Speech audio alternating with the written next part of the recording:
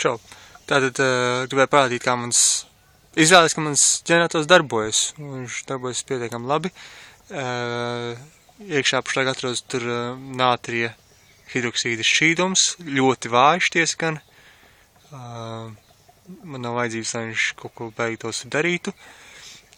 Baterija, ģenerators un burbuļotājs. Burbuļotājs paredzēts, lai attīrītu izējošo gāzi no iespējamā nātrija hidroksīda vai kaut kādiem citiem piesārņojumiem, kā arī nodrošināt to, lai, piemēram, šī sprādziena gadījumā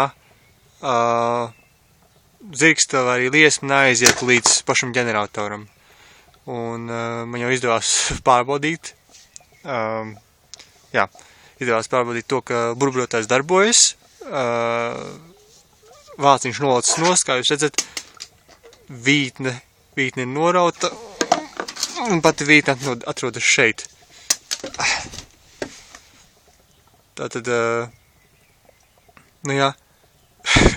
vāciņš tika norauts ar visu spēku, pudelē it kā nekas tur izskatās, ka nekā nav, bet, vāciņš tika norauts pilnībā.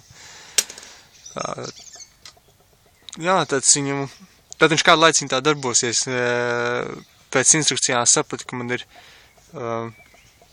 šīs te plāksnes, viņas ir jātīra vai arī jāpielāgo, kā tāpēc teikt, un